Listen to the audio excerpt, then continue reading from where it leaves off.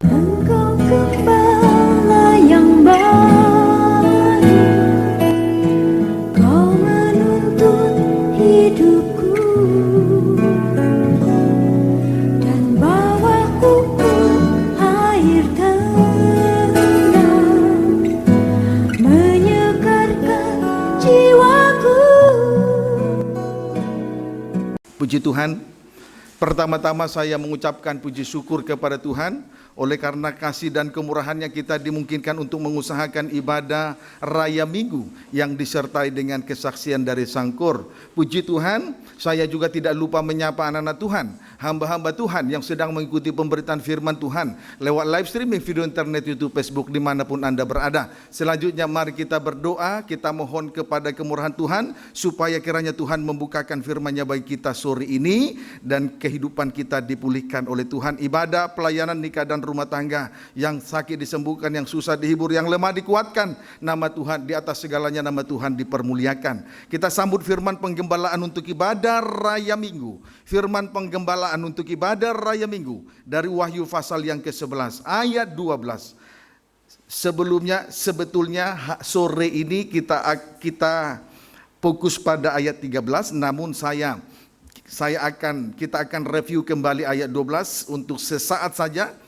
Dimulai dari Wahyu 11 ayat 12, silakan. Demikian firman Tuhan, dua saksi Allah. Ya, dua saksi Allah terus. Dan orang-orang itu mendengar suatu suara yang nyaring dari sorga, Ya. berkata kepada mereka. Orang yang menyaksikan kenaikan Musa dan Elia mendengar suara dari surga berkata, terus naiklah kemari. Terus Lalu naiklah mereka ke langit, Ya. diselubungi awan, disaksikan oleh musuh-musuh Puji Tuhan. mereka. Singkatnya, lalu naiklah mereka, Musa dan Elia ke langit. Dalam kurung Musa dan Elia ke langit. Singkatnya, lalu naiklah mereka, yaitu Musa dan Elia ke langit.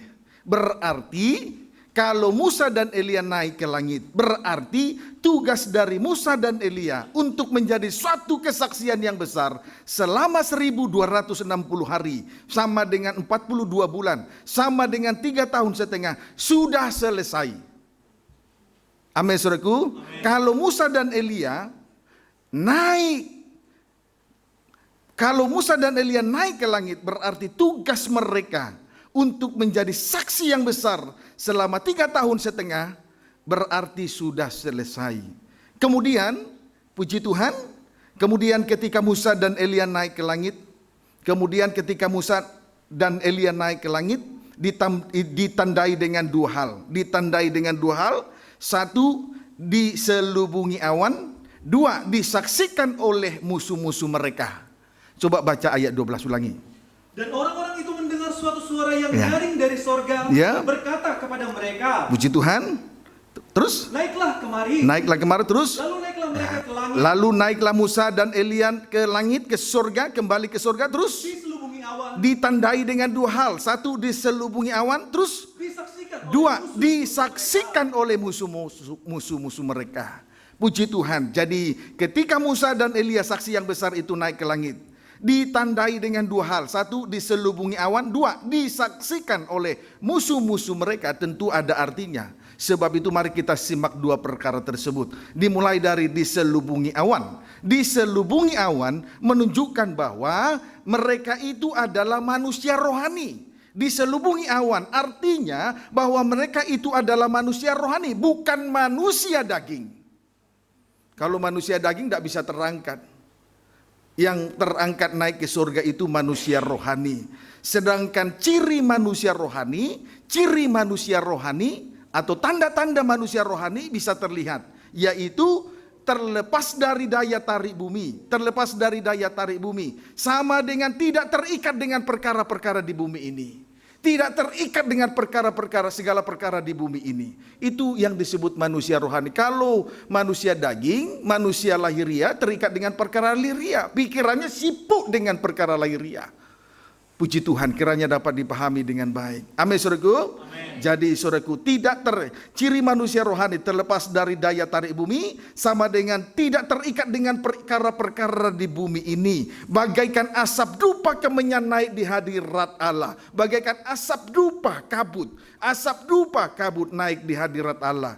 Pendeknya, manusia rohani hidup dalam doa penyembahan. Amin. Kemudian ketika mereka naik ke surga, disaksikan oleh musuh-musuh mereka. Disaksikan oleh musuh-musuh mereka. Tujuannya ialah supaya mereka, musuh-musuh mereka yang melihat itu, tahu dengan pasti bahwa kerajaan surga atau kemuliaan kekal itu nyata dan benar. Bukan hanya sekadar cerita di Alkitab. Amin. Puji Tuhan. B, Tuhan tidak lalai menepati janjinya. Tuhan tidak lalai menepati janjinya. C, kerajaan surga adalah upah bagi orang yang mengikuti Tuhan. Amin. Puji Tuhan. Kiranya dapat dipahami dengan baik. Jadi disaksikan oleh musuh-musuh mereka. Kenaikan Musa Elia kembali ke surga. Disaksikan oleh musuh-musuh mereka. Tujuannya tidak lain tidak bukan. Supaya musuh-musuh itu tahu dengan pasti. Yaitu kerajaan surga atau kemuliaan kekal itu nyata dan benar. Bukan hanya sekedar cerita di Alkitab. Amin. B, Tuhan tidak lalai menepati janjinya. C, kerajaan surga adalah upah bagi mereka yang sungguh-sungguh mengikuti Tuhan. Mengikuti Tuhan itu tidak boleh suam-suam, harus sungguh-sungguh. Itulah manusia rohani. Kiranya dapat dipahami dengan baik. Hal ini telah diterangkan pada 2 minggu yang lalu.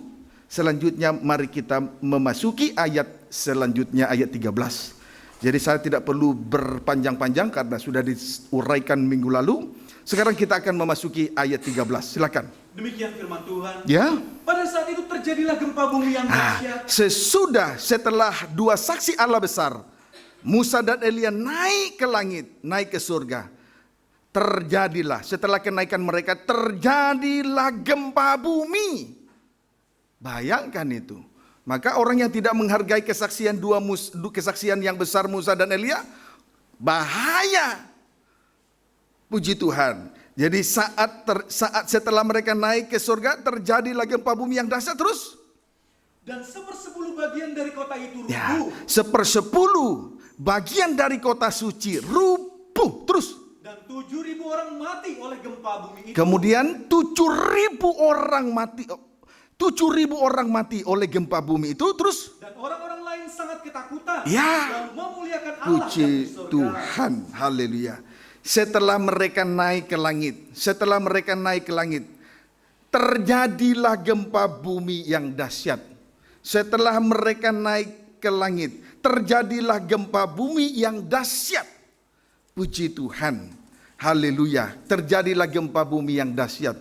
Saudara, gempa bumi yang dahsyat ini baik itu berlaku baik secara jasmani atau fisik maupun yang rohani akan terjadi.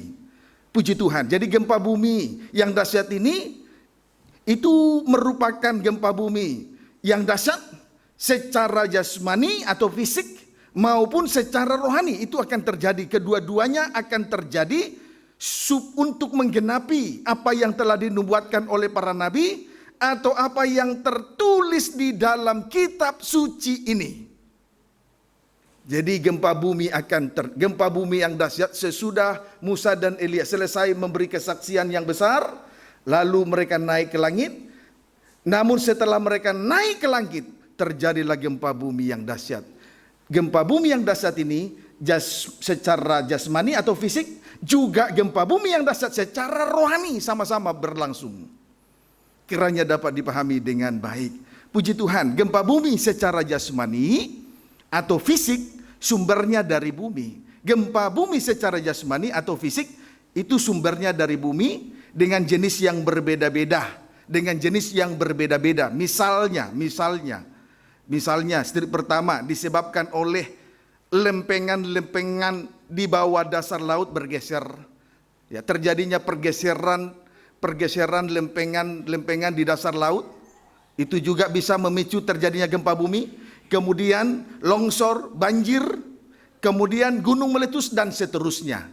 Itulah gempa bumi yang dahsyat, sumbernya dari bumi. Amin, saudaraku. Sedangkan gempa bumi yang dahsyat secara rohani yang dimaksud di sini adalah berasal dari suara Allah. Berasal dari suara Allah.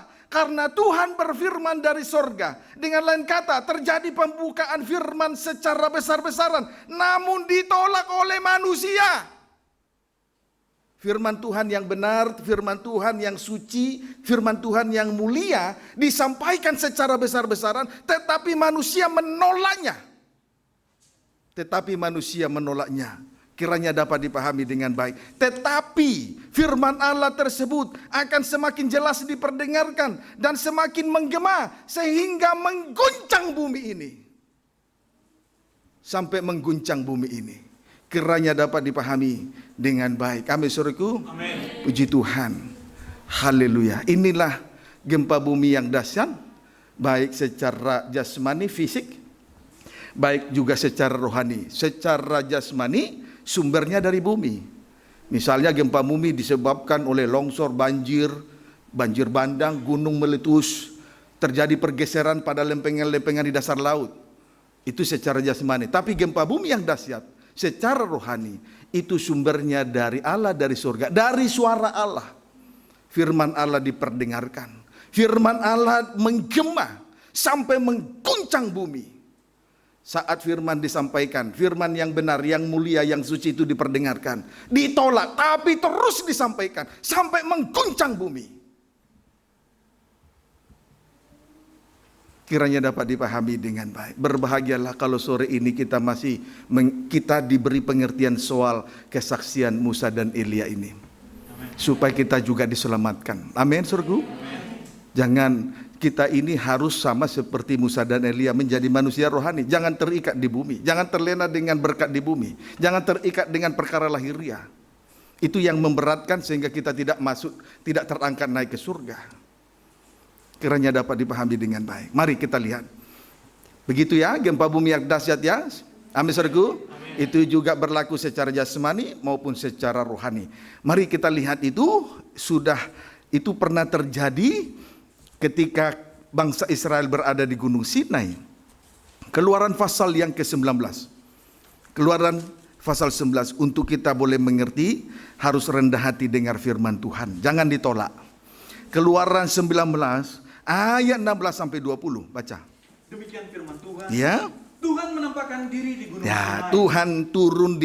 Tuhan turun dan menampakkan diri kepada bangsa Israel di atas Gunung Sinai. Terus dan terjadilah pada hari ketiga, ya, pada waktu terbit fajar. Hari ketiga, bulan ketiga, tibalah mereka di Gunung Sinai. Dan pada hari yang ketiga, terjadilah pada hari ketiga, pada waktu terbit fajar.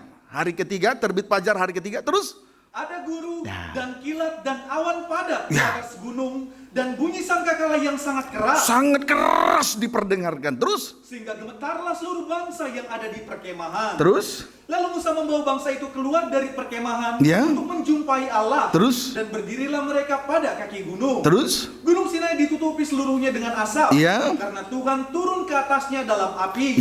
Asapnya membubung seperti asap dari dapur, dan seluruh gunung itu gemetar sangat. Terus bunyi sangkakala kian lama kian keras. Bunyi sangkakala kian lama kian keras. Bunyi suaranya kian lama kian keras. Firman itu gambaran dari firman Allah yang disampaikan itu makin lama makin keras. Bukan makin lembut, makin keras. Terus berbicaralah Musa, lalu Allah menjawabnya dalam gurun. Terus lalu turunlah Tuhan ke atas Gunung Sinai, ke atas puncak gunung itu. Nah ini akhirnya turunlah Tuhan. Ini tanda kedatangan Tuhan. Terus maka Tuhan memanggil Musa ke puncak gunung itu, dan naiklah Musa ke atas. Puji Tuhan. Perhatikan dengan baik. Menjelang kedatangan Tuhan kembali untuk yang kedua kalinya, persis seperti Tuhan turun ke atas Gunung Sinai, lalu menampakkan dirinya, dan menampakkan dirinya kepada bangsa Israel. Peristiwa yang besar itu disertai dengan pertama, kilat dan awan padat di atas Gunung Sinai. Kilat, sabung menyambung, dan awan padat di atas Gunung Sinai. Kemudian strip yang kedua, bunyi sangkakala yang sangat keras. Bunyi sangkakala yang sangat keras. Bahkan pada ayat 19 dikatakan bunyi sangkakala itu kian lama, kian keras bunyinya. Demikian juga firman Allah, makin lama harus makin keras diperdengarkan. Bukan makin lama makin dilembutkan, bukan makin lama makin meninabobokan sidang jemaat, tetapi firman lama itu, firman pengajaran mempelai itu makin lama makin keras. Amin, saudaraku. Tidak boleh meninabobokan, tidak boleh semakin lembut, semakin keras. Supaya betul-betul kita mengalami penyucian terhadap dosa. Haleluya, kiranya dapat dipahami dengan baik. Amin, saudaraku. Jadi saudara, jangan kaget. Kok di gereja ini keras sekali firmannya. Loh, itu firman Tuhan. Untuk menjelang kedatangan Tuhan, firman itu harus diperdengarkan kian lama, kian keras. Walaupun manusia menolak, tapi harus diperdengarkan. Harus sampai menggema, sampai menggoncang bumi. Untuk mempersiapkan kedatangan, untuk mempersiapkan diri, menantikan kedatangan Tuhan kembali untuk yang kedua kali. Amin. Amin. Puji Tuhan. Haleluya. Ayat 16. Puji Tuhan. Apa yang dialami oleh bangsa itu? Bangsa ayat 16, baca. Dan terjadilah pada hari ketiga, pada waktu terbit fajar, ada gunung dan kilat dan awan padat di atas gunung. Dan bunyi sangkakala yang sangat keras, sehingga gemetarlah seluruh bangsa yang ada di perkemahan. Sampai gemetarlah seluruh bangsa Israel yang ada di perkemahan. Hati mereka diguncang bagaikan gempa bumi yang dahsyat. Amin, saudaraku. Puji Tuhan. Kiranya dapat dipahami dengan baik. Lanjut, Keluaran pasal 20 ayat 18. Keluaran 20 ayat 18. Terus? Demikian firman Tuhan. Terus? Orang Israel takut menghadapi kedatangan Tuhan. Ya, terus? Seluruh bangsa itu menyaksikan guruh mengguntur. Ya. Kilat sabung menyambung. Kilat sabung menyambung. Wah, luar biasa. Terjadi kilat, sabung menyambung, guruh mengguntur. Terus? Sangkakala berbunyi, dan gunung berasap. Berasap terus? Maka bangsa itu takut dan gemetar, dan mereka Puji berdiri jauh-jauh. Bangsa Israel menyaksikan antara lain guruh mengguntur dan kilat sabung menyambung. Kemudian bunyi sangkakala kian lama kian keras. Kemudian gunung itu penuh dengan asap. Akibatnya bangsa Israel menjadi takut dan gemetar. Kemudian mereka berdiri jauh-jauh dari Tuhan. Puji Tuhan. Haleluya. Bagaikan gempa bumi yang dahsyat. Bagaikan gempa bumi yang dahsyat. Amin. Puji Tuhan. Lalu ayat 19. Puji Tuhan. Kita harus mengerti isi hati Tuhan supaya kita selamat. Kalau pembukaan firman tidak disampaikan, tidak mungkin selamat. Tidak mungkin selamat. Puji Tuhan. Haleluya. Ayat 19 baca. Mereka berkata kepada Musa, engkaulah berbicara dengan kami. Bangsa itu berkata kepada Musa, engkau saja berbicara dengan kami. Terus? Maka kami akan mendengarkan. Ya, kami pasti mendengarkannya terus. Tetapi janganlah Allah berbicara dengan kami. Nanti kami mati. Lalu umat Israel berkata kepada Musa, dalam keadaan takut dan gemetar, bangsa itu berkata kepada Musa, engkau yang berbicara dengan kami, maka kami akan mendengarkan.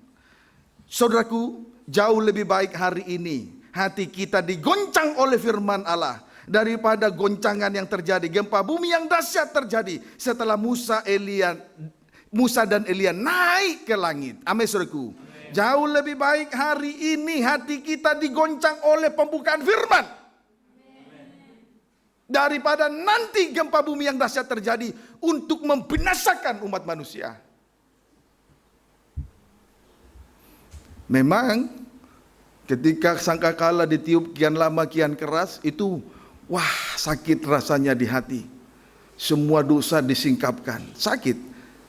Tapi itu jauh lebih baik daripada gempa bumi yang dahsyat menimpa kita nanti. Amin, saudaraku. Amin. Jauh lebih baik. Sebab itu relakanlah hatimu. Tuhan sedang menunggu hatimu, bukan hartamu. Amin. Puji Tuhan. Kiranya dapat dipahami dengan baik. Puji Tuhan. Sebenarnya goncangan-goncangan sekarang ini pun sedang terjadi di bumi. Sedang terjadi, baik di bidang ekonomi, di bidang politik, sampai pada akhirnya terjadi peperangan, bangsa bangkit melawan bangsa, kerajaan melawan kerajaan. Mari, Matius pasal 24. Matius pasal 24.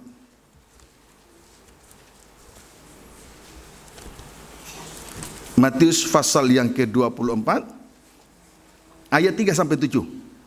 Demikian firman Tuhan. Ya. Permulaan penderitaan. Agak cepat.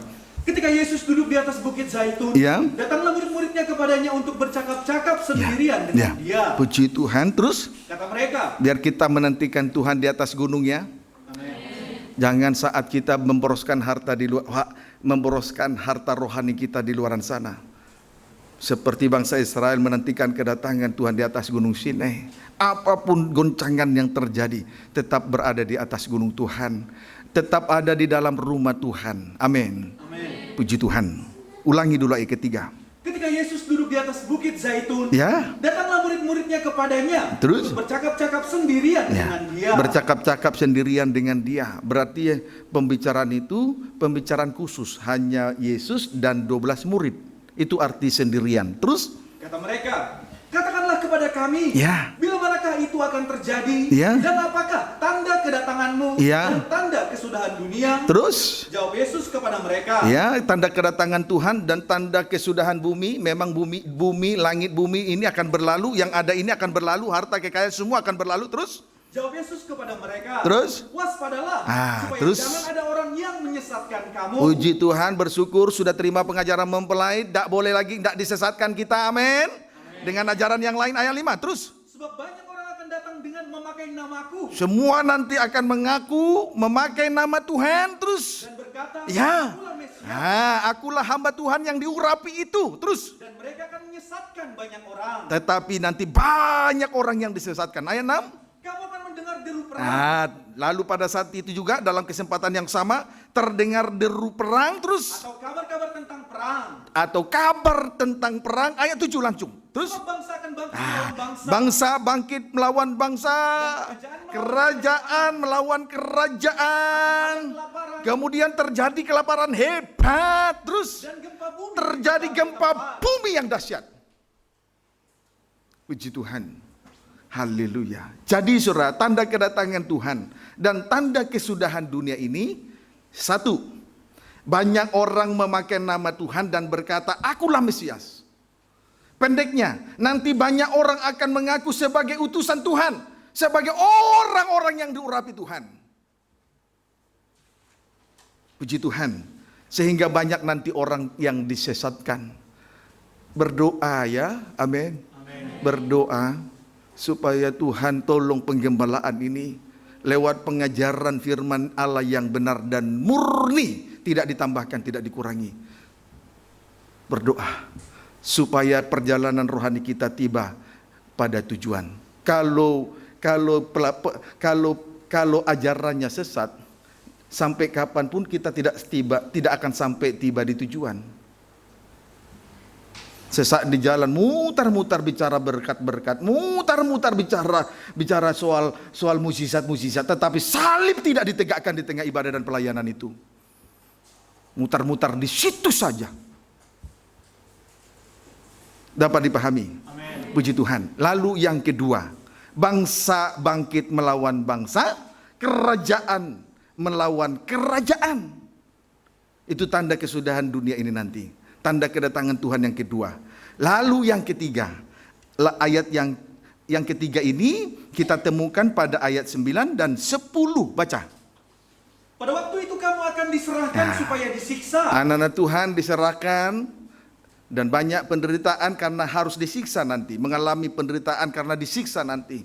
Jadi belajar untuk memikul salib supaya jangan ngomel-ngomel pada saat penderitaan itu tiba. Amin. Jadi kalau seorang pemimpin rumah Tuhan, gembala sidang, pendeta bicara soal berkat-berkat tetapi tidak mempersiapkan sidang jemaat untuk memikul salib, celaka 12. Seperti orang yang sesat, muter-muter saja di situ. Terus? Dan kamu akan dibunuh dan akan dibenci semua bangsa oleh karena namaku. Karena nama Tuhan kita menanggung banyak penderitaan. Ayat 10. Dan banyak orang akan murtad. Iya, tetapi oleh penderitaan itu banyak orang murtad. Bagaimana tidak? Karena selama dia berada dalam satu penggembalaan, dia selalu dicekoki dengan ajaran-ajaran teologi kemakmuran. Hanya bicara soal berkat dan mukjizat, tapi salib tidak ditegakkan. Sehingga tidak mengerti untuk menanggung penderitaan yang tidak harus ia tanggung. Tidak mengerti tentang sengsara salib Kristus. Akhirnya murtad karena nggak sanggup. Pada tiba hari penderitaan itu datang, tiba hari pencobaan itu datang, tiba hari kesusahan itu datang, dia tidak sanggup, dia murtad. Mulai dari sekarang belajar untuk memikul salibnya, menyangkal dirinya, mengikut Tuhan. Puji Tuhan. Kiranya dapat dipahami dengan baik. Puji Tuhan. Terus ayat 10 lagi. Dan banyak orang akan murtad, dan mereka akan saling menyerahkan dan saling membenci. Puji Tuhan. Haleluya. Pada waktu itu anak-anak Tuhan akan diserahkan supaya disiksa, dibunuh, dan dibenci semua bangsa karena nama Tuhan. Itu yang ketiga. Puji Tuhan. Lalu akibat tiga perkara di atas, banyak orang akan murtad dan mereka akan saling menyerahkan dan saling membenci. Banyak orang akan murtad dan mereka akan saling menyerahkan dan saling membenci. Tidak lagi mengenal kasih. Kasih sudah semakin dingin. Jadi saling membenci. Puji Tuhan. Oleh sebab itu, dengan tegas saya menyampaikannya kembali bahwasanya setelah Musa dan Elia naik ke langit, terjadilah gempa bumi yang dahsyat. Artinya terjadi goncangan di bumi oleh karena suara Allah. Sebab Tuhan berfirman dari surga. Itulah pembukaan firman yang besar. Sekalipun ditolak oleh manusia, namun Tuhan akan terus memperdengarkan firman-Nya, menggemakannya sampai bumi digoncangkan. Kiranya dapat dipahami dengan baik. Amin, saudara. Puji Tuhan. Kita lihat itu di dalam Amos pasal yang ketiga ayat 4. Puji Tuhan. Amos yang ketiga ayat yang keempat. Berbahagia dengan kita memperoleh pengertian dari surga, dari Allah. Berbahagia. Puji Tuhan. Kalau kebahagiaan dari surga kekal, kebahagiaan di bumi sementara. Habis uang, habis kebahagiaan. Habis kedudukan jabatan, habis kebahagiaan. Habis uang, habis kebahagiaan. Kebahagiaan dari surga kekal. Amin. Berbahagialah mereka yang membaca, yang mendengar, dan yang menurutinya. Sesuai dengan Wahyu 1 ayat 3. Tuhan tidak berkata, berbahagialah mereka yang banyak uangnya, kedudukannya, jabatannya yang tinggi, dia jadi pengusaha besar. Tidak. Tuhan hanya berkata dalam Wahyu pasal 1 ayat 3, berbahagialah mereka yang membaca, 1, yang mendengar, 2, yang ketiga, yang menurutinya. Amin. Puji Tuhan. Nah, mari. Tadi terjadi gempa bumi yang dahsyat, goncangan yang hebat karena suara Tuhan, suara Allah, firman diperdengarkan sampai mengguncang bumi. Lihat. Amos pasal 3 ayat yang ke-4. Demikian firman Tuhan. Ya. Mengaumkah seekor singa di hutan? Mengaumkah seekor singa di hutan? Terus? Apabila tidak mendapat mangsa. Ya, jadi dia mengaum kalau sudah mendapat mangsa. Terus? Bersuarakah singa muda dari sarangnya? Singa muda bersuara. Terus? Jika belum menangkap apa-apa. Jika dia sudah menangkap buruannya. Kira-kira begitu persamaannya, betul? Amin, saudaraku. Amin. Coba ulangi baca. Mengaumkah seekor singa di hutan? Apabila tidak mendapat mangsa. Ya, mengaumkah seekor singa? Seekor singa mengaum kalau dia sudah mendapat mangsa. Terus? Bersuarakah singa muda dari sarangnya? Singa muda bersuara. Terus? Jika belum menangkap kalau dia sudah mendapat buruannya. Kira-kira begitu persamaannya. Jadi saudara, singa mengaum, di sini kita melihat singa mengaum terkait dengan mangsa. Singa mengaum terkait dengan mangsa. Yesus Kristus adalah singa dari suku Yehuda yaitu tunas Daud. Dia berfirman untuk mengguncang bumi. Mengguncang orang-orang yang menolak firman Tuhan. Puji Tuhan. Ayat 8. Singa telah mengaum. Singa telah mengaum, singa suku Yehuda telah mengaum. Ini bukan singa setan. Terus siapakah yang tidak takut? Manusia menjadi takut. Allah berfirman, manusia takut. Terus Tuhan Allah telah berfirman, ya. Siapakah yang tidak bernubuat? Puji Tuhan. Kalau Allah berfirman, dua hal terjadi. Satu, orang-orang menjadi takut. Amin. Dua, dosa disingkapkan. Sama dengan dosa dibongkar dengan tuntas. Sebab tugas dari seorang nabi adalah bernubuat. Bernubuat artinya menyingkapkan segala dosa yang terselubung. Kalau dosa yang terselubung, yang tersembunyi sudah tersingkap, sama dengan dosa dibongkar dengan tuntas.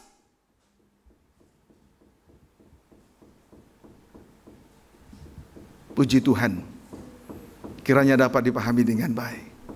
Yesus adalah singa dari suku Yehuda. Sudah mengaum, mengguncang hati kita. Tandanya apa? Orang-orang menjadi takut. Yang pertama, yang kedua, dosa dibongkar dengan tuntas. Segala dosa yang terselubung itu disingkap. Berarti dosa dibongkar dengan tuntas. Itu menggoncang bumi, menggoncang kehidupan kita. Tapi biarkanlah itu terjadi kalau memang terjadi sore ini. Loh, biarkanlah itu terjadi kalau memang sore ini terjadi. Itu jauh lebih baik daripada nanti gempa bumi yang dahsyat menimpa kehidupan kita masing-masing. Kiranya dapat dipahami dengan baik. Kira-kira kita dengar firman sore ini, Tuhan maksud jahat atau Tuhan maksud mulia? Mulia, supaya kehidupan kita selamat.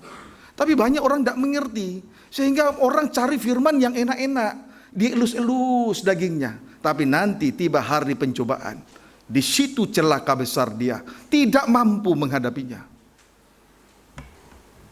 Sekarang ini kita tidak sedang dinebabokan oleh Tuhan Yesus. Tuhan Yesus sedang memperhatikan kita. Amin. Puji Tuhan. Kiranya dapat dipahami dengan baik. Jadi, saudara, sekalipun ditolak, di sini tetap Tuhan akan terus menggemakan. Tuhan tetap memperdengarkan firman-Nya. Seperti singa dari suku Yehuda telah mengaum. Sampai menggoncang bumi ini. Menggoncang hati kita. Tapi itu jauh lebih baik. Supaya kita menjadi suatu kehidupan yang takut akan Tuhan. Kemudian dosa dibongkar dengan tuntas. Karena tugas dari seorang nabi bernubuat. Bernubuat berarti menyingkapkan segala dosa yang terselubung. Tugas nabi itu menunjuk dosa. Dosamu ini, dosamu ini, dosamu ini. Sampai dosa itu dibongkar dengan tuntas. Tuntas. Amen. Tuntas. Amen. Tuntas. Amen. Puji Tuhan. Memang terasa tergoncang sekarang hati kita ini. Tapi itu jauh lebih baik. Supaya dosa dibongkar dengan tuntas. Amin. Puji Tuhan. Haleluya. Nah, Keluaran kita kembali membaca Keluaran pasal 20 ayat 19 sampai 20. Demikian firman Tuhan. Keluaran pasal 20 ayat 19 sampai 20. Baca. Mereka berkata kepada Musa, Ya. Engkaulah berbicara dengan kami, Ya. maka kami akan mendengarkan. Ya. Terus? Tetapi janganlah Allah berbicara dengan kami, Ya. nanti kami mati. Kalau Tuhan yang bersuara nanti dari surga, itulah gempa bumi yang dahsyat, mati kita. Betul? Amin. Lebih baik hati kita digoncang sekarang ini. Terus? Tetapi Musa berkata kepada bangsa itu, Iya. Janganlah takut, Iya. sebab Allah telah datang dengan maksud untuk mencoba kamu, Iya. dan dengan maksud supaya takut akan Dia Iya. ada padamu, Takut Tuhan. Terus? agar kamu jangan berbuat dosa. Puji Tuhan. Haleluya. Lebih baik hari ini kita dengan rela ditegur oleh firman Allah yang disampaikan dengan satu tujuan, supaya kita menjadi satu kehidupan yang takut akan Tuhan. Amin. Amin. Menjadi satu kehidupan yang takut akan Tuhan. Amin. Menjadi satu kehidupan yang takut Tuhan. Amin. Puji Tuhan. Tandanya tidak lagi berani untuk berbuat dosa. Takut Tuhan, tidak lagi berani berbuat dosa. Kalau masih berani nekat berbuat dosa, tidak takut Tuhan. Jadi tanda orang yang takut Tuhan, tidak berani, tidak nekat berbuat dosa. Tidak nekat meninggalkan Tuhan. Amin. Puji Tuhan. Pendeknya takut akan Tuhan, membenci dosa kejahatan, juga membenci dosa kedajisan. Kiranya dapat dipahami dengan baik. Puji Tuhan. Sekarang akibat gempa bumi yang dahsyat. Wahyu 11 ayat 13. Nah, itu soal gempa bumi yang dahsyat menggoncang bumi. Amin, saudaraku. Jasmani rohani berlangsung. Kalau secara rohani itu bersumber dari suara Allah. Sebab Tuhan berfirman dari surga, memperdengarkan firman-Nya, menggemakannya sampai mengguncang bumi. Nah, sekarang kita akan melihat akibat gempa bumi yang dahsyat tadi. Akibat gempa bumi yang dahsyat tadi, boleh dibaca Wahyu 11 ayat 13. Demikian firman Tuhan. Ya. Pada saat itu terjadilah gempa bumi yang dahsyat. Sudah diuraikan mengenai gempa bumi yang dahsyat, betul? Amin. Sudah. Sekarang akibatnya. Terus. Dan 1/10 bagian dari kota itu rubuh. 1/10 bagian dari kota suci rubuh. Terus. Dan 7.000 orang mati oleh gempa bumi itu. Ya. 7.000 orang mati oleh gempa bumi. Terima kasih. Akibat gempa bumi yang dahsyat. Akibat gempa bumi yang dahsyat. 1/10 bagian dari kota suci rubuh. 2, 7.000 orang mati. 7.000 orang mati. Sebetulnya angka-angka ini sebetulnya angka-angka yang dikhususkan kepada Tuhan. Baik angka 1/10 itu merupakan miliknya Tuhan, maupun angka 7.000. Sebetulnya itu angka yang sempurna, angka yang dikhususkan untuk Tuhan. Tetapi justru akibat gempa bumi yang dahsyat ini, justru angka-angka di atas ini, saudaraku, mengalami suatu musibah besar, yaitu 1/10 bagian dari kota suci rubuh, kemudian 7.000 orang mati. Saya waktu membaca ini, saya renungkan, Tuhan apa maksudnya ini semua? Bukankah angka-angka ini adalah angka yang dikhususkan? Baik angka 1/10 miliknya Tuhan, maupun angka 7.000 adalah merupakan angka sempurna atau angka perhentian bagi Tuhan. Tetapi justru mereka ini yang mengalami musibah besar, celaka besar. Mari kita berdoa untuk kita bisa melihat perkara ini. Mari kita berdoa. Amin.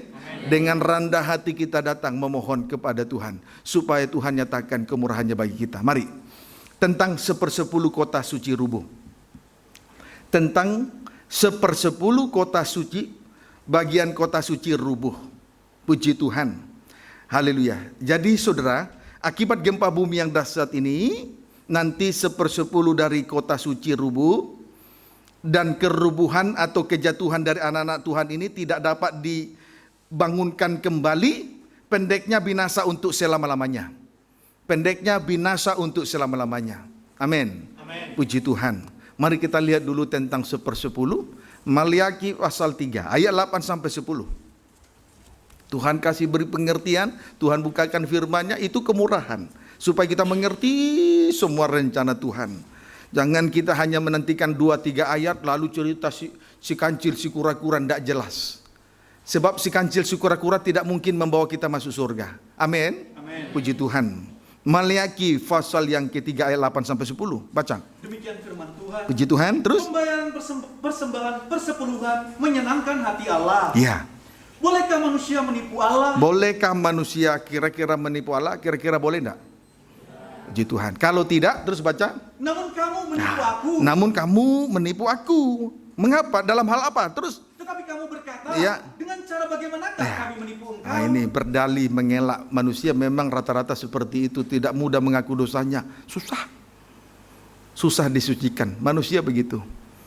Tidak mau rendah hati datang kepada Tuhan. Ya, aku berdosa, aku sudah menipu engkau. Terus. Mengenai persembahan persepuluhan dan persembahan khusus. Puji Tuhan. Baik, Maliaki 3 ayat 8 sampai dengan ayat 10. Terus.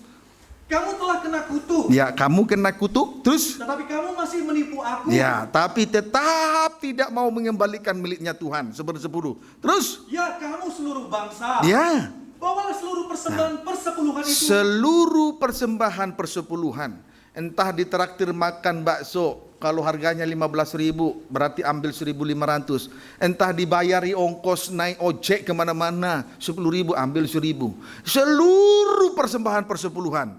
Bawalah itu terus ke dalam rumah perbendaharaan. Ke rumah Tuhan, di situ ada rumah Tuhan, rumah perbendaharaan, terus supaya ada persediaan makanan di rumahku. Ya, jadi persepuluhan itu terkait dengan firman Tuhan sebagai makanan rohani. Terus dan ujilah terus firman Tuhan semesta alam. Ya. Apakah aku tidak membukakan bagimu tingkap-tingkap langit Ya. dan mencurahkan berkat kepadamu sampai berkelimpahan. Puji Tuhan. Perhatikan baik-baik.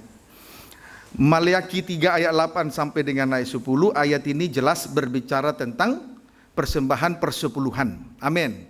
Berbicara tentang persembahan persepuluhan. Puji Tuhan, kita memang harus mempersembahkan persepuluhan, membawa persembahan persepuluhan kepada Tuhan. Tetapi persepuluhan semata-mata bukan soal uang. Tetapi persembahan persepuluhan itu semata-mata bukan soal uang saja. Sebab Tuhan kita itu tidak pernah kekurangan uang. Amin, saudaraku. Puji Tuhan, kita ini memang harus membawa persembahan persepuluhan kepada Tuhan. Tetapi persembahan persepuluhan yang kita bawa itu semata-mata bukan soal uang, bukan berbicara uang saja. Amin, saudaraku. Sebab Tuhan kita tidak pernah kekurangan uang. Kiranya dapat dipahami dengan baik. Jadi, saudaraku, sudah sangat jelas bahwa persembahan persepuluhan itu berbicara soal kasih Allah. Jadi persembahan persepuluhan itu berbicara soal kasih Allah, dinyatakan kepada miliknya, umatnya, berdasarkan tuntutan firman Allah yang akan dilakukan. Berdasarkan tuntutan firman Allah yang akan dilakukan. Amin. Jadi saudaraku, persembahan persepuluhan itu, saya ulangi, persembahan persepuluhan yang akan kita bawa itu adalah berbicara soal kasih Allah. Semata-mata bukan soal uang semata. Karena Tuhan kita tidak pernah kekurangan. Tetapi persembahan persepuluhan yang kita bawa kepada Tuhan adalah soal kasih Allah, dinyatakan kepada miliknya, dinyatakan kepada saya dan saudara berdasarkan, dasarnya apa? Tuntutan firman Allah yang akan kita lakukan di hadapan Tuhan. Amin, saudaraku. Itu yang disebut, itu yang Tuhan mau nyatakan sore hari ini kepada kita masing-masing. Puji Tuhan. Yohanes 15 ayat 10. Injil Yohanes 15 ayat 10. Injil Yohanes 15 ayat 10. Puji Tuhan. Ayo jujur dalam hal persembahan persepuluhan ya. Jangan menipu lagi. Puji Tuhan. Yohanes, supaya kita diberkati Tuhan, Tuhan buka tingkat-tingkat langit lebih dari berkat yang sebelumnya. Yohanes 15 ayat yang ke-10. Baca. Demikian firman Tuhan. Ya. Perintah supaya saling mengasihi. Puji Tuhan, bukan saja soal uangnya tadi ya. Puji Tuhan, tetapi persembahan itu berbicara soal kasih Allah. Kasih itu dinyatakan kepada saya dan saudara berdasarkan tuntutan firman Allah yang akan kita lakukan di hadapan Tuhan. Yohanes 15 ayat 10, baca. Jikalau kamu menuruti perintahku, jikalau kamu, saya dan saudara menuruti firman Tuhan, terus kamu akan tinggal di dalam kasih-Ku. Sama dengan tinggal di dalam kasih Allah. Terus seperti aku menuruti perintah Bapakku terus, dan tinggal di dalam kasih-Nya. Jikalau kita melakukan apa yang dituntut oleh firman Allah, itu adalah tanda bahwa kita tinggal di dalam kasih Allah. Amin.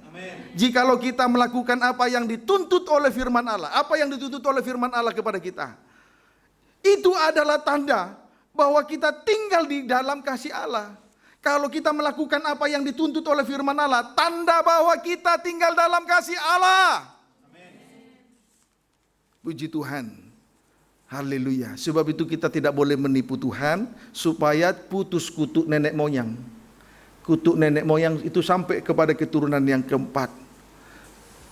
Haleluya. Supaya putus kutuk nenek moyang.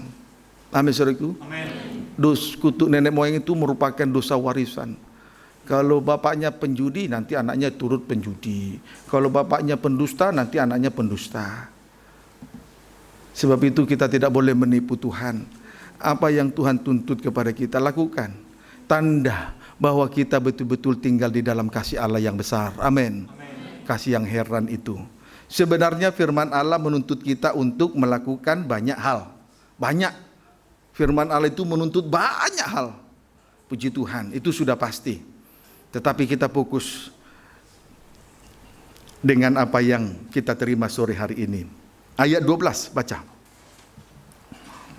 Inilah perintahku. Inilah tuntutan firman kepada kita untuk kita segera lakukan kepada Tuhan. Yaitu supaya kamu saling mengasihi. Ini tuntutan yang utama dari firman Tuhan. Supaya saya dan saudara saling mengasihi. Satu dengan yang lain saling mengasihi. Yaitu dengan kasih agape, bukan dengan kasih eros dan phileo. Amin, saudaraku? Itu tuntutan firman Allah yang terkait dengan 1/10. Untuk kita saling mengasihi antara yang satu dengan yang lain. Ulangi dulu, baca. Inilah perintahku. Inilah yang dituntut oleh firman untuk segera kita lakukan di hadapan Tuhan. Apa itu? Yaitu supaya kamu saling mengasihi. Supaya kita saling mengasihi. Supaya antara seorang dengan yang lain saling mengasihi. Dengan kasih agape, bukan dengan kasih phileo, kasih daging. Bukan dengan kasih eros, antara kenajisan. Bukan. Terus? Seperti aku telah mengasihi kamu. Kasih itu sudah contoh teladannya seperti Yesus mengasihi kita. Dan itu sudah dibuktikan di atas kayu salib. Amin, saudaraku. Amin. Inilah tuntutan firman terkait dengan 1/10 kepada kita. Jadi 1/10 itu kasih.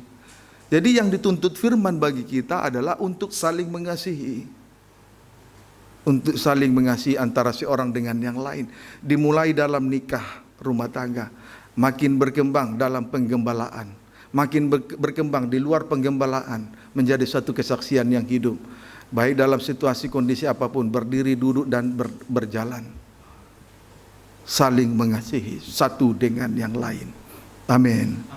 Jadi persembahan persepuluhan atau 1 dari 10, persembahan persepuluhan atau 1 dari 10 itu merupakan kasih Allah. 1 dari 10 itu merupakan kasih Allah. Bagaikan 10 hukum yang tertulis pada 2 loh batu. Intinya hanya 1, yaitu kasih. 10 hukum yang tertulis pada 2 loh batu, intinya hanya 1, yaitu kasih. Seri pertama, hukum yang pertama sampai dengan hukum yang keempat. Coba ditampilkan. Hukum yang pertama sampai dengan hukum yang keempat, itu sama dengan kasih kepada Tuhan.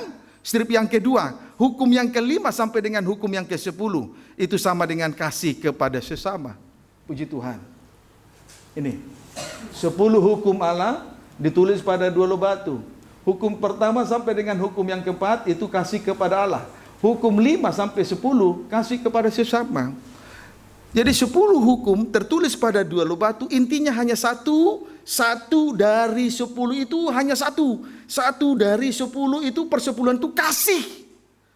Itulah tuntutan firman yang harus kita lakukan untuk segera saling mengasihi satu dengan yang lain. Bukan dengan kasih eros, bukan dengan kasih phileo, tetapi dengan kasih agape. Seperti Yesus telah menunjukkan teladannya. Dia rela berkorban untuk kita di atas kayu salib 2000 tahun yang lalu. Amin.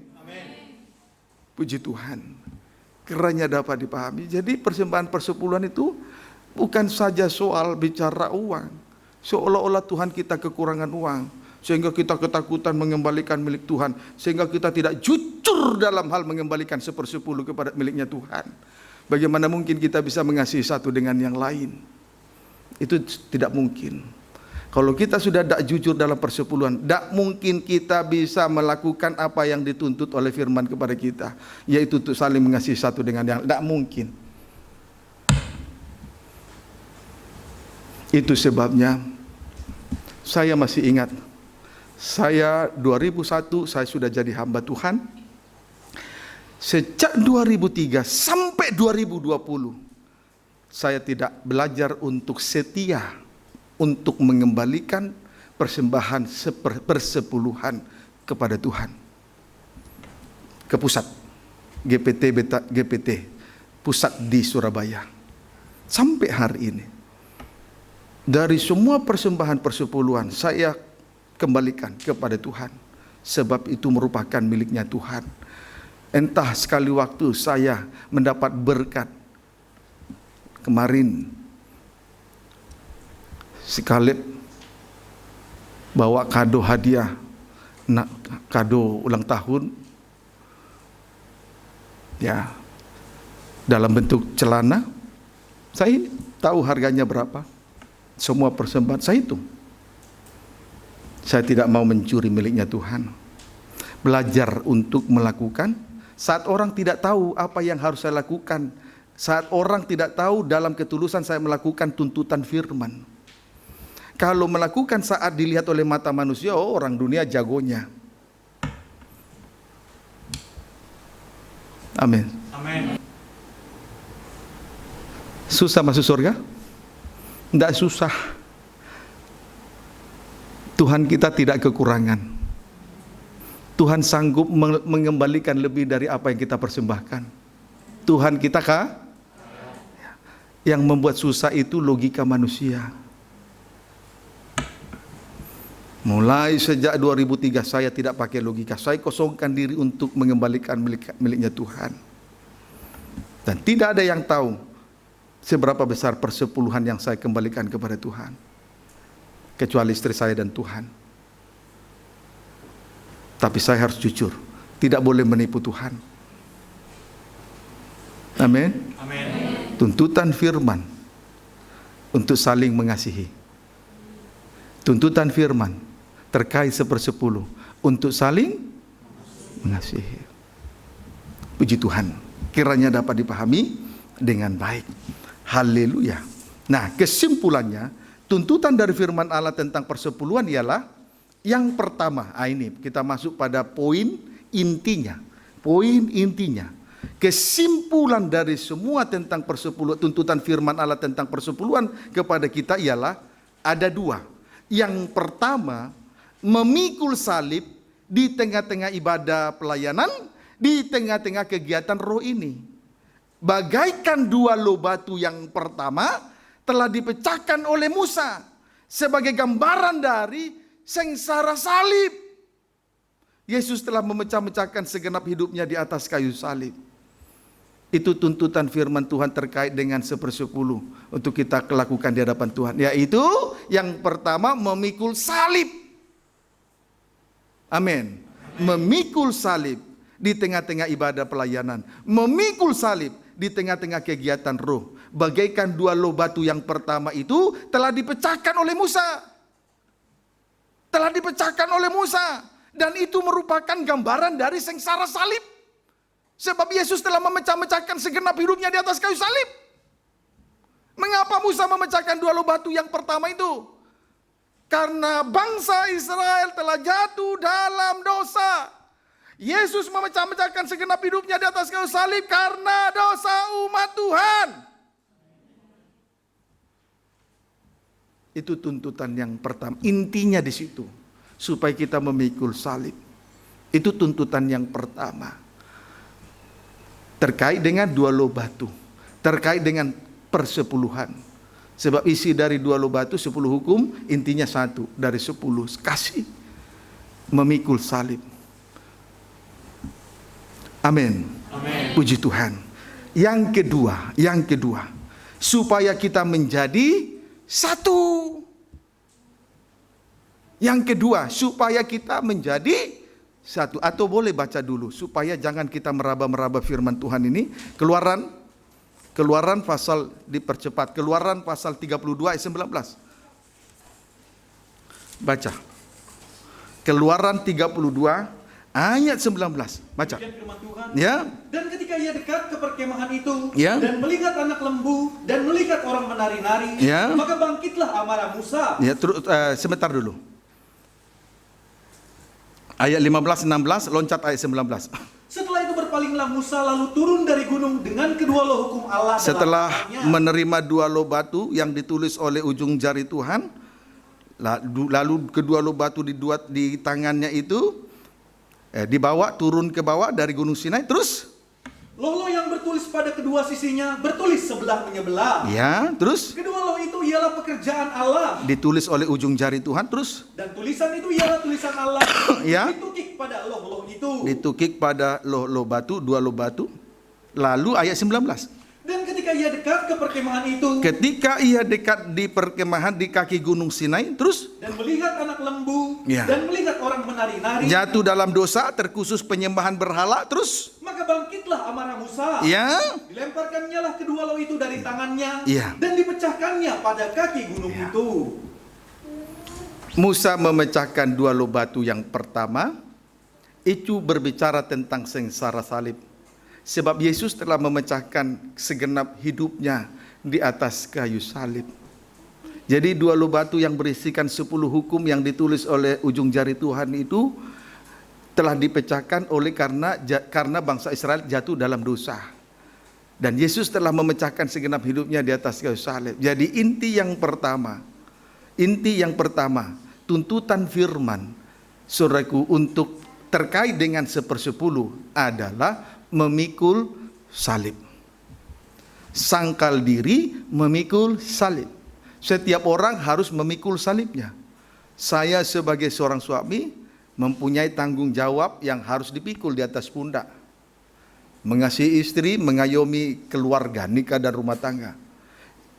Saya juga sebagai pemimpin rumah Tuhan, gembala sidang, harus memperhatikan kawanan domba dalam kandang penggembalaan ini satu persatu. Puji Tuhan, dalam keadaan susah, dalam keadaan memberontak, dalam keadaan liar, terus harus diperhatikan, diberi makan dan minum. Juga seorang istri juga harus memikul salib. Tanggung jawabnya yang harus dipikul di atas pundak, tunduk kepada suaminya dan memperhatikan keluarganya. Tanggung jawab seorang anak yang harus dipikul di atas pundak, hormat kepada orang tuanya. Tanggung jawab dari seorang hamba Tuhan, sungguh-sungguh melayani Tuhan dalam kesucian. Tanggung jawab seorang Tuhan, memperhatikan hamba-hambanya. Yesus Kristus adalah Tuhan dari hamba-hamba Tuhan. Dia sangat memperhatikan kita. Dia telah memikul tanggung jawabnya dengan luar biasa, sekalipun menderita sangat di atas kayu salib. Amin. Itulah tuntutan firman terkait persepuluhan atau 1 dari 10 yang tertulis pada dua loh batu. Yang pertama, sengsara salib. Dapat dipahami? Amin. Puji Tuhan. Barulah yang kedua, supaya kita menjadi satu, supaya kita semua menjadi satu. Saudara, ini merupakan kerinduan Yesus anak Allah yang terbesar. Ini adalah kerinduan Yesus anak Allah yang terbesar, ialah supaya kita satu, supaya kita menjadi satu, berbeda suku, kaum, bahasa dan bangsa, tapi kerinduan Tuhan supaya kita menjadi satu. Puji Tuhan, itulah tuntutan firman terkait dengan persepuluhan, terkait dengan dua loh batu yang berisi 10 hukum. Puji Tuhan. Yohanes 17. Jangan sampai karena sakitnya firman ini lalu terpisah-pisah kita.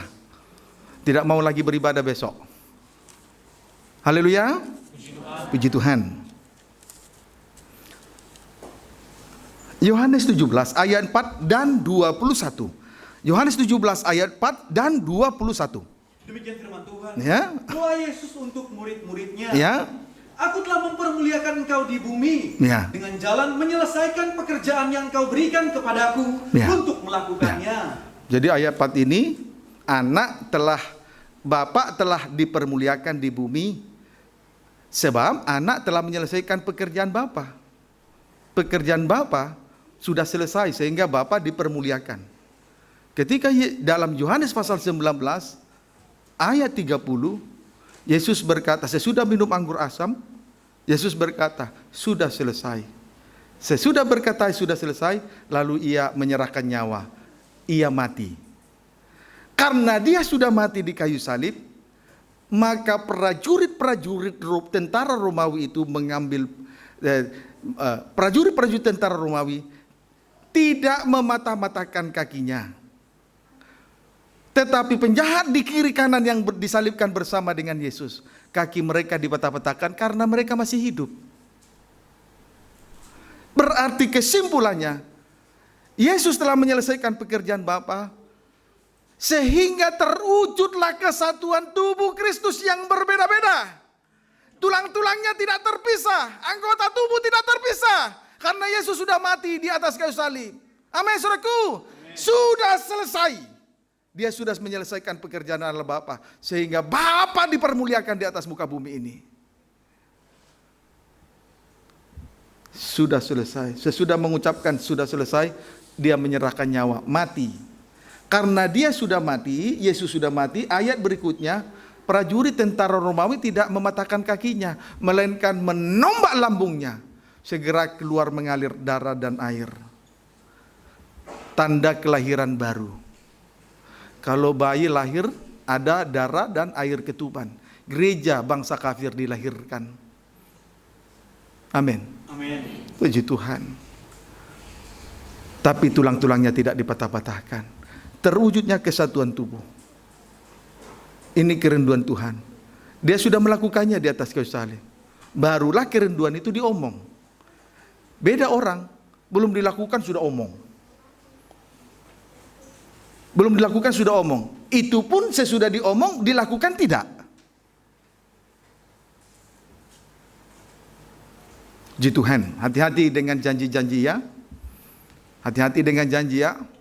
Kita diukur, imam-imam diukur dari mulut. Itu jangan cepat-cepat mengumbar kata-kata.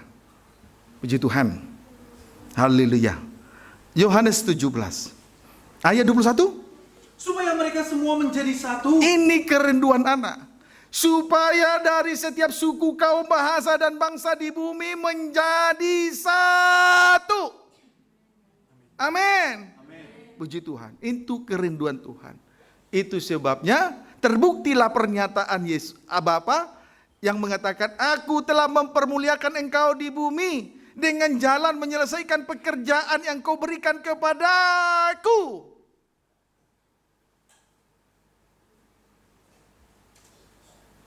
Jadi perkataannya sesuai dengan perbuatannya. Amin. Amin. Ayat 4 di perbuatan, ayat 21 pengakuan perkataan.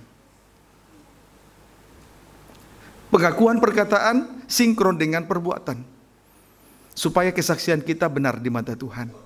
Supaya kesaksian kita benar di mata manusia. Amin. Terus ayat 22 sampai 23. Dan aku telah memberikan kepada mereka kemuliaan yang engkau berikan kepadaku. Perhatikan kata kemuliaan. Terus supaya mereka menjadi satu. Nah, ini kerinduan Yesus anak Allah. Kerinduan yang terbesar adalah tidak bukan soal persembahan bukan soal uang. Bukan. Tuhan itu kaya. Tapi kerinduan Tuhan supaya kita satu.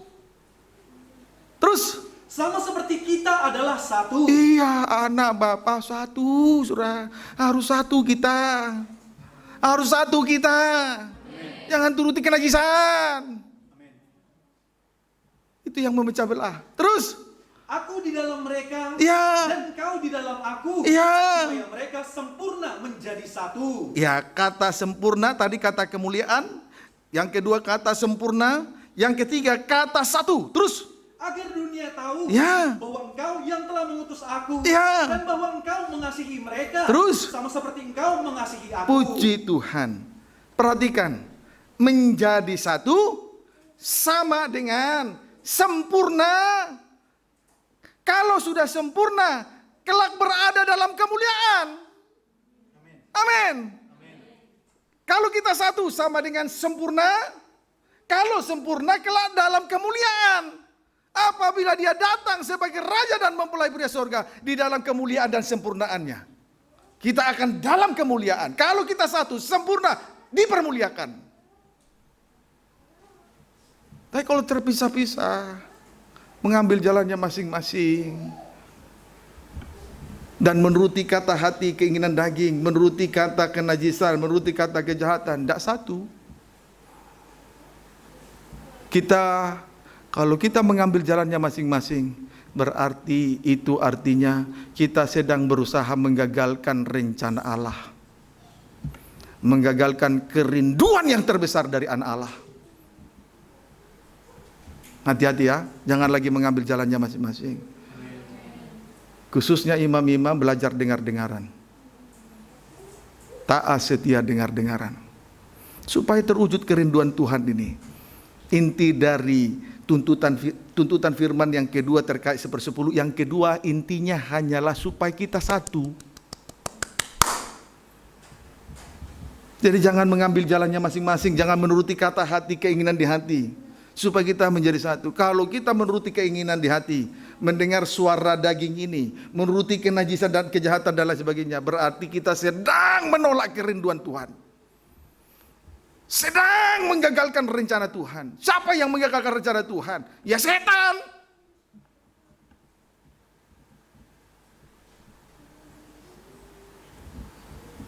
Dapat dipahami? Amin. Satu sama dengan sempurna. Kalau sudah sempurna, kelak dalam apabila dia datang pada kali yang kedua sebagai raja dan mempelai surga, dalam kesempurnaan dan kemuliaan, kita turut dipermuliakan. Kalau satu, kalau seberapa besar beratnya pun firman kita dengar, jangan terpisah, jangan takut untuk terus digembalakan oleh pengajaran mempelai. Amin. Satu-satunya pengajaran yang mempersatukan gereja Tuhan, pengajaran mempelai. Apa arti mempelai? Satu. Suami istri mempelai. Satu. Dua tapi satu. Itu mempelai. Itu roh mempelai. Miliki roh mempelai. Amin. Puji Tuhan. Kolose 3:14.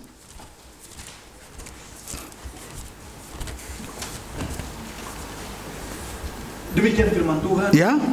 Dan di atas semuanya itu, ya, kenakanlah kasih. Tadi persepuluhan berbicara soal kasih. Itulah tuntutan firman.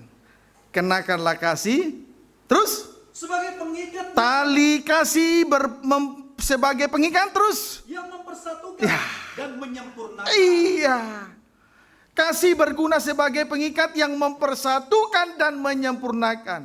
Jadi tali kasih mengikat kita menjadi satu sempurna. Inilah tuntutan firman terkait dengan persembahan persepuluhan. Yang kedua adalah supaya kita menjadi satu. Memang untuk mempersatukan dua pribadi yang berbeda, untuk mempersatukan dua pikiran yang berbeda, untuk mempersatukan dua hati yang berbeda, untuk mempersatukan keinginan yang berbeda, itu susah. Tapi hanya bisa dipersatukan di dalam kasih Allah. Sebagaimana Yesus telah mengasihi kita di atas kayu salib. Puji Tuhan, kiranya dapat dipahami dengan baik. Jadi, kalau kita sempurna, kelak berada di dalam kemuliaan. Bagaikan dua loh batu yang kedua, disimpan di dalam tabut perjanjian. Puji Tuhan, disimpan dalam tabut perjanjian. Puji Tuhan. Kita lihat dulu dua loh batu yang kedua. Keluaran 34. Ayat yang ke-4 sampai dengan ayat ke-5. Boleh baca 3 mulai? Dua loh batu yang baru. Dua loh batu yang kedua. Dua loh batu yang kedua berisikan 10 hukum. Intinya 1 dari 10 kasih. Terus? Tetapi janganlah ada seorang pun yang naik bersama-sama dengan engkau. Kembali lagi naik ke Gunung Sinai untuk yang kedua. 2 kali 40 hari 40 malam berarti ya. Begitu ya? Puji Tuhan. Terus? Dan juga seorang pun tidak boleh kelihatan di seluruh gunung itu. Ya. Bahkan kambing domba dan lembu sapi pun tidak boleh makan rumput di sekitar gunung itu. Ayat 4 sampai 5. Lalu Musa memahat dua loh batu sama dengan yang mula-mula. Dua loh batu yang pertama berisikan 10 hukum itu ditulis oleh Tuhan ujung jarinya, dituki ujung jari. Kalau dua loh batu yang kedua, walaupun sama dengan dua loh batu yang pertama, itu dipahat oleh Musa. Amin. Amin. Puji Tuhan. Saat ini kita sedang dipahat. Hati kita sedang dipahat firman. Haleluya. Puji Tuhan. Tidak mungkin Tuhan datang langsung menunjuk-nunjuk dosa. Saat ini kita sedang dipahat. Doakan terus supaya tetap saya menjadi seorang gembala yang setia memahat. Supaya firman itu tertukik di hati kita masing-masing.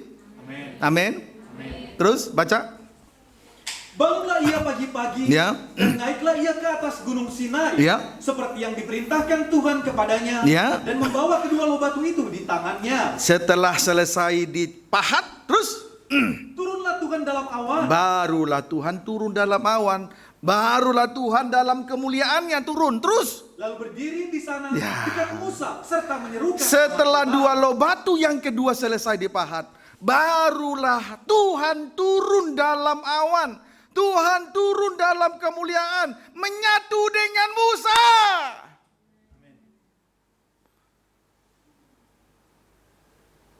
Jadi jelas sekali bahwa tuntutan firman terkait dengan persembahan persepuluhan, inti yang kedua adalah supaya kita menjadi satu.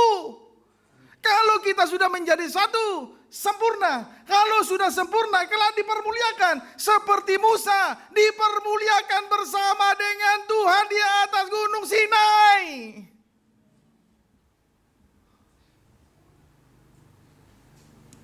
Di Tuhan, jangan terpecah-pecah lagi ya.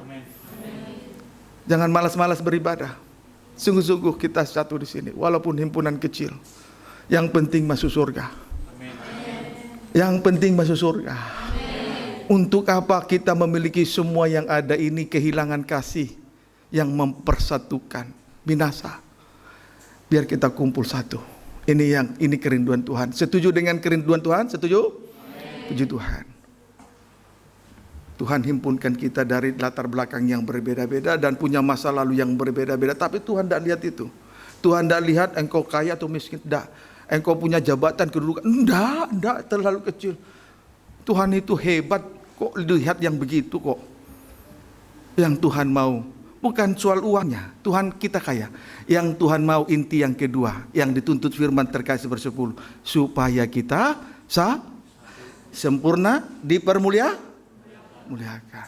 Barulah ayat 6-7. Berjalanlah Tuhan lewat dari depannya Ya.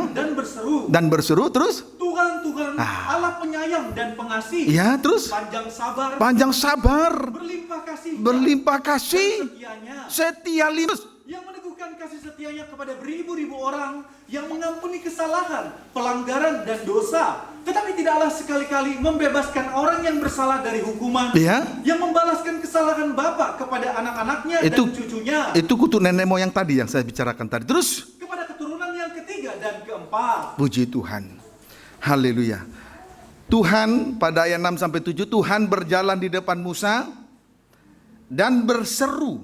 Nah, Tuhan berjalan di depan Musa sekaligus berseru. Tuhan, Tuhan Allah. Setelah seruan itu, baru terlihat seruan yang pertama, penyayang, amin. Seruan yang kedua, pengasih, amin. Seruan yang ketiga, panjang sabarnya Tuhan. Yang keempat, berlimpah kasihnya. Yang kelima, berlimpah setianya. Puji Tuhan, sampai pada akhirnya Tuhan meneguhkan kasih setianya kepada beribu-ribu orang, juga mengampuni kesalahan dan pelanggaran dosa-dosa. Puji Tuhan, haleluya. Supaya apa? Kerinduan Tuhan ini terwujud. Tuntutan firman terkait persembahan persepuluhan yang kedua adalah supaya kita satu. Kerinduan Tuhan yang terbesar supaya kita menjadi satu. Puji Tuhan, kiranya dapat dipahami dengan baik. Amin, saudaraku. Amin. Jadi saudara, kita lihatlah dua loh batu yang kedua itu di mana ditaruh akhirnya. Keluaran 25. Nah, barulah kita tahu ya di mana diletakkan. Keluaran 25 ayat 21 sampai 22. Baca.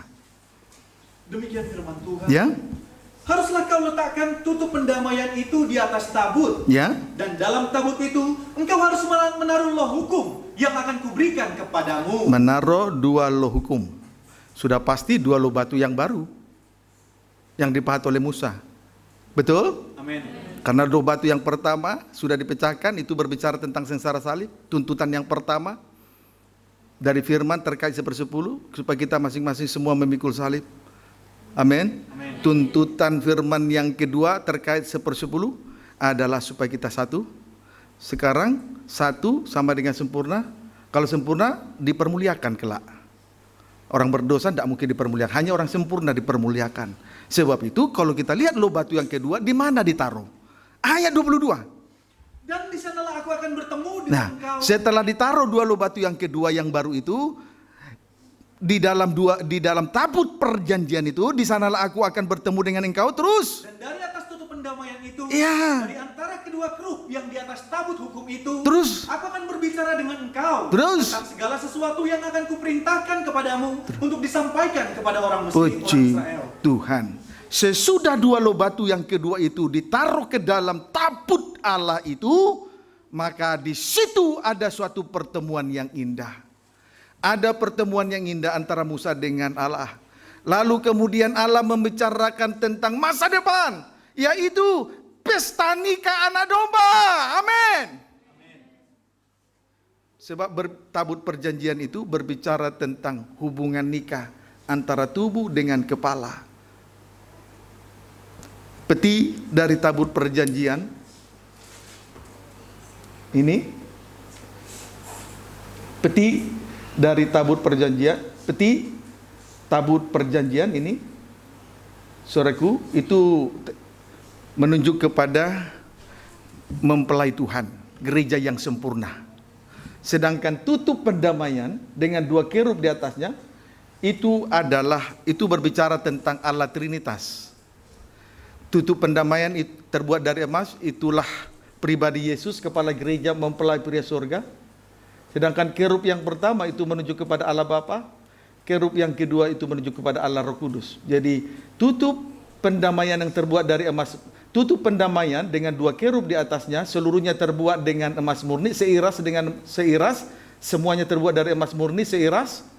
Itu berbicara tentang Allah Trinitas, Tuhan Yesus Kristus, kepala gereja, mempelai pria surga. Amin, saudaraku. Amin. Puji Tuhan. Barulah kita lihat ini wujud dari tabut perjanjian ini, Wahyu pasal 19.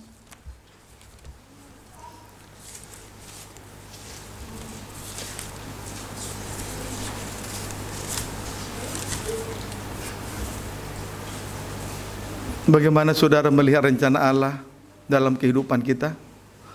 Luar biasa. Amin. Puji Tuhan. Wahyu 19 ayat 6 sampai 8, baca.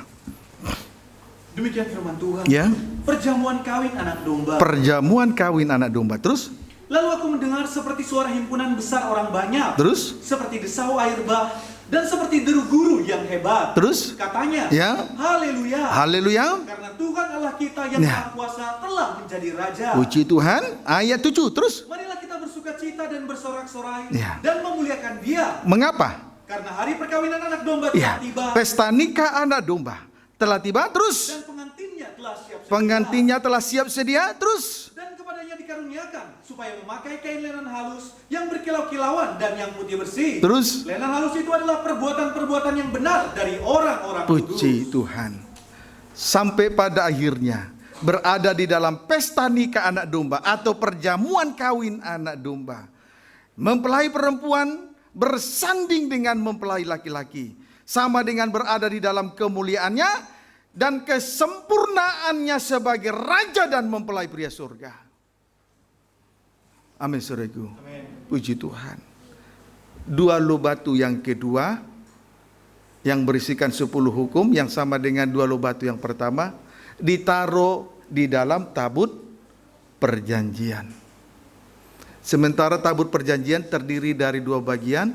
Satu, peti dari tabut, itu menunjuk kepada gereja atau sidang mempelai Tuhan.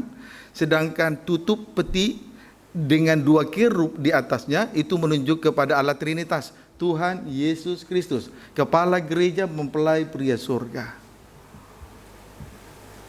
Jadi benar, kalau kita satu sama dengan sempurna, kalau sudah sempurna kelak dipermuliakan. Berada dalam perjamuan malam kawin anak domba, berada dalam pesta nikah anak domba, gereja mempelai Tuhan bersanding dengan mempelai laki-laki surga. Inilah kerinduan Tuhan yang kedua. Jadi kita beribadah bukan mencari berkat lahiriah. Kita beribadah untuk melakukan tuntutan firman. Yang pertama memikul salib, yang kedua supaya kita masuk dalam pesta nikah anak domba. Terlalu kecil uang dan berkat-berkat bagi Tuhan. Yang terpenting turuti tuntutan pertama yang terkait dengan persepuluhan, memikul salib, itu ruti tuntutan firman terkait dengan persepuluhan yang kedua. Satu,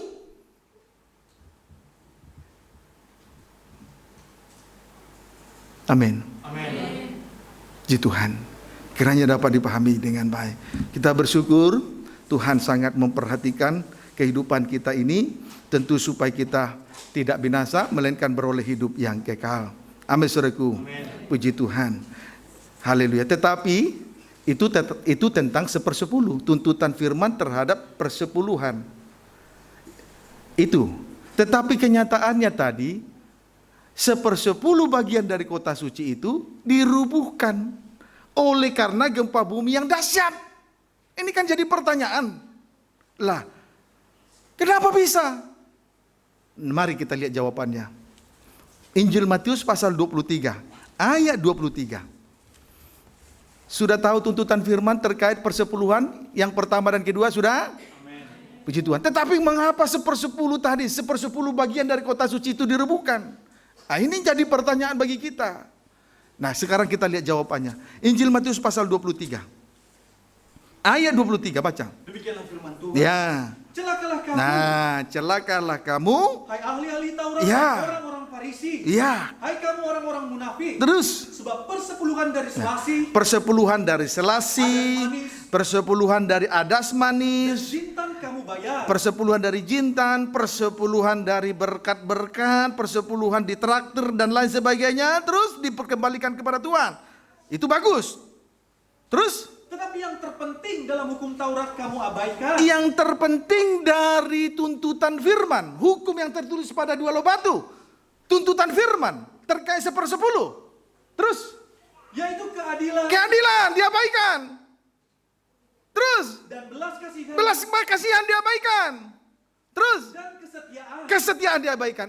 Inilah 1/10 bagian kota suci nanti yang dirubuhkan.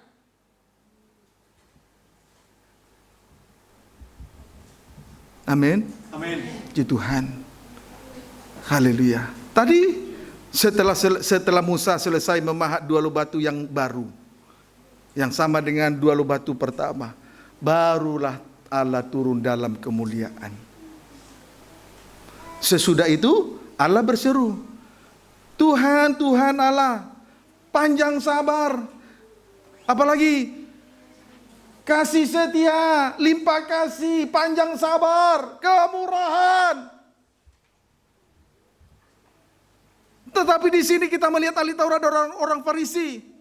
Mereka mengembalikan 1/10. Tapi tuntutan firman terkait dengan 1/10 diabaikan. Keadilan diabaikan. Belas kasihan diabaikan di dalam pengampunan. Kesetiaan diabaikan. Untuk apa? Inilah 1/10 bagian dari kota suci yang rubuh. Hati-hati ya, saya sudah sampaikan. Jangan sampai nanti kalau digoncang oleh gempa bumi yang dahsyat, jangan persalahkan Tuhan. Sore ini saya sudah sampaikan. Tidak ada tuntutan kepada Tuhan. Tuhan tidak bisa berhutang kepada kita. Kita yang berhutang banyak. Jangan tuntut Tuhan nanti. Perhatikan keluarga masing-masing. Suami istri perhatikan. Apalah jadinya nanti kita melihat keluarga kita binasa oleh karena gempa bumi yang dahsyat. Pokoknya saya sudah sampaikan, saya tidak berdosa lagi kepada Tuhan. Amin, saudara. Puji Tuhan. Inilah yang dirubuhkan. Kalau sudah rubuh, tidak mungkin lagi dibangunkan. Karena kesaksian Musa dan Elia sudah selesai. Seharusnya pada saat Musa dan Elia turun ke bumi bersaksi, itu kesempatan. Dapat dipahami, saudara? Amin. Puji Tuhan. Nah, kita persingkat. Sekarang, akibat gempa bumi yang dahsyat yang kedua, 7.000 orang mati. 7.000 orang mati. Tentang 7.000 orang mati kita akan lihat. Angka 7 artinya sempurna. Angka 7 artinya sempurna juga menunjuk hari perhentian. Ya toh, 7.000, pembagian dari 7.000 dimulai dari angka 7. Angka 7 artinya sempurna juga menunjuk hari perhentian. Hari ke-7 hari perhentian. Sedangkan angka 1.000 adalah angka pelipat gandaan. Amin, saudaraku. Amin. Angka pelipat gandaan. Mari kita lihat 2 Petrus 3 ayat 8. Puji Tuhan. Cintailah Tuhan dengan segenap hatimu, perasaanmu, pikiranmu. Amin, saudaraku. Amin. Puji Tuhan. Jangan engkau memikirkan yang tidak perlu dipikirkan. 2 Petrus 3 ayat 8. 2 Petrus 3 ayat 8. Demikian firman Tuhan. Puji Tuhan. Baca. Hari Tuhan. Baca. Akan tetapi saudara-saudaraku yang kekasih, saudaraku yang kekasih di dalam Kristus Yesus. Saudara-saudaraku yang terkasih dalam Kristus Yesus. Perhatikan baik-baik. Terus, yang satu ini tidak boleh kamu lupakan. tidak boleh kita lupakan yang satu ini. Apa itu? Yaitu bahwa di hadapan Tuhan, satu hari sama seperti satu hari sama dengan 1000 tahun. Terus, dan 1000 tahun sama seperti satu hari. jadi jelas, angka 1000 angka pelipat ganda. Nah, satu hari sama dengan 1000 tahun, 1000 tahun sebaliknya 1000 tahun sama dengan satu hari di hadapan Tuhan. Jadi jelas angka 1000 angka pelipat gandaan. Tadi angka 7 angka sempurna juga hari angka perhentian. Nah, lanjut. Puji Tuhan. Jadi 1000 tahun itu menunjuk pelipat gandaan. Berarti kerajaan 1000 tahun damai yang terdapat di dalam Wahyu pasal 2 ayat 2 dan 4 menunjuk hari ke-7, hari perhentian sama dengan sempurna. Amin. Bisa diikuti maksud saya? Berarti kerajaan 1000 tahun damai itu loh, yang tertulis di Wahyu 20 ayat 2 dan 4 itu loh. Saudaraku, itu menunjuk hari ke-7, hari perhentian. Berarti sempurna, angka 7 sempurna. Juga hari perhentian. Kita lihat hari perhentian. Ibrani pasal 4. Ibrani pasal yang keempat, baca. Ayat 4 sampai 7. Demikian firman Tuhan. Ya, baca. Hari perhentian yang disediakan Allah. Ya. Sebab tentang hari ke-7 ya, pernah dikatakan di dalam suatu nas. Ya. Dan Allah berhenti pada hari ke-7 Ya. dari segala pekerjaannya. Angka 7 adalah angka sempurna, juga disebut hari perhentian. Ayat 5. Dan dalam nas itu kita baca, Ya. mereka takkan masuk ke tempat perhentianku. Ini 7.000 orang mati oleh karena gempa bumi dahsyat ini. Kita telusuri terus, kenapa bisa? Terus? Jadi sudah jelas Ya. bahwa ada sejumlah orang akan masuk ke tempat perhentian itu. Ada yang masuk pada hari perhentian, hari ke-7. Terus? Sedangkan mereka yang kepadanya lebih dahulu diberitakan kabar kesukaan itu, bangsa Israel. Terus? tidak masuk karena ketidaktaatan mereka. Ayat 7. Sebab itu ia menetapkan pula suatu hari, Ya. yaitu hari ini. Hari ini. Terus? Ketika ia setelah sekian lama berfirman Ya. dengan perantaraan Daud, Ya. seperti dikatakan di atas. Ya, terus? Pada hari ini, Ya. jika kamu mendengar suaranya, Jikalau kau mendengarkan suara Tuhan, firman Allah yang disampaikan dalam setiap himpunan ibadah ini. Terus? Jangan keraskan hati. Jadi siapa mereka yang tidak masuk pada hari perhentian? Siapakah 7.000 yang mati oleh karena gempa bumi yang dahsyat itu? Mereka itu adalah orang yang tidak taat. tidak taat kepada firman. Tidak tunduk, tidak taat, setia, dengar-dengaran. Tidak tunduk kepada firman. Banyak orang Kristen hanya tunduk, taat kepada kehendak manusia. Taat kepada aturan, situasi, kondisi yang ada. Sehingga tidak sedikit anak-anak Tuhan tunduk kepada peraturan di dunia ini. Misalnya overtime, tinggalkan ibadah hanya karena overtime lemburan. Inilah 7.000 orang yang mati karena gempa bumi yang dahsyat. Tadi saya sudah katakan di atas, angka 7.000 kan bukankah angka sempurna, angka yang dikhususkan untuk Tuhan. Kok justru angka ini nggak bisa sampai kepada hari perhentian Tuhan? Barulah Tuhan kasih pengertian ini kepada saya. Lalu saya sampaikan dan kita sudah mengerti. Sebab itu mari kita belajar untuk taat, setia, dengar-dengaran. Kalau hari ini kita dengar firman, jangan keraskan hati.